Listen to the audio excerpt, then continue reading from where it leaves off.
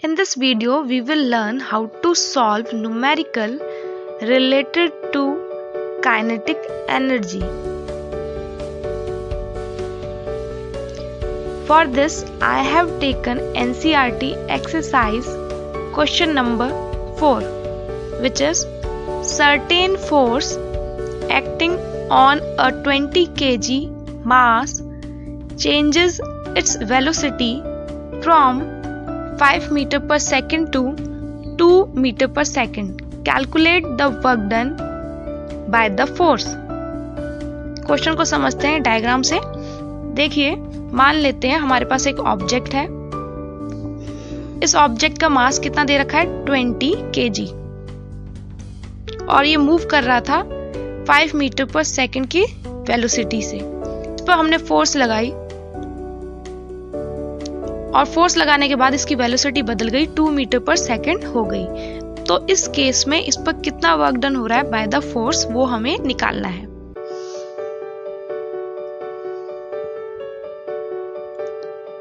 इसके लिए हम सबसे पहले गिवन लिख लेते हैं। सबसे पहले क्या दे रखा है हमें, मास ऑफ द ऑब्जेक्ट, यानी कि m इज इक्वल टू कितना दे रखा है हमें 20 kg। फिर इनिशियल वेलोसिटी लिख लेते हैं, u is equal to 5 metre per second और फाइनल वेलोसिटी लिख लेते हैं v is equal to 2 metre per second. हमें निकालना क्या है यहाँ पर, वर्क डन। तो क्वेश्चन मार्क लगा देते हैं w इज इक्वल टू। अब देखिए, वर्क डन निकालने के लिए फोर्स और डिस्प्लेसमेंट पता होना चाहिए था, जो कि यहाँ पर नहीं दिया। यहाँ क्या दे रखा है, मास और स्पीड दे रखी है या वेलोसिटी। उसके लिए हमें पता है कि वर्क डन को हम ऐसे भी लिख सकते हैं, कैसे, चेंज इन काइनेटिक एनर्जी के टर्म्स में। और काइनेटिक एनर्जी में मास और वेलोसिटी की जरूरत पड़ती है, यानी कि यही हम यूज करने वाले हैं यहाँ पर। Work done is equal to मतलब क्या हो गया आपका, final kinetic energy minus initial kinetic energy, तभी तो चेंज इन काइनेटिक एनर्जी निकलेगा।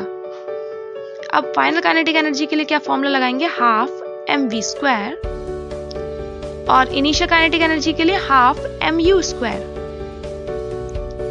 अब यहाँ पर हाफ और m कॉमन ले लेते हैं।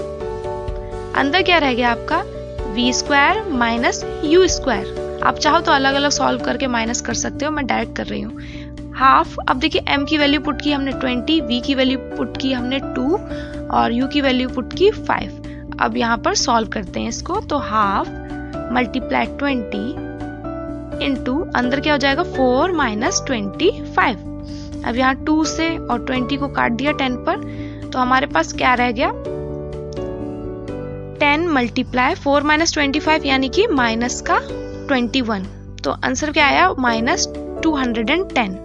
यहाँ जो माइनस का साइन है ये शो कर रहा है कि जिस डायरेक्शन में फोर्स लग रही है उस डायरेक्शन में डिस्प्लेसमेंट नहीं हो रहा, उसके अपोजिट डायरेक्शन में डिस्प्लेसमेंट हो रहा है। तो वर्क डन नेगेटिव हो रहा है बेसिकली, तो हम उसको स्किप कर सकते हैं। तो हमारा वर्क डन कितना आ गया, 210 जूल।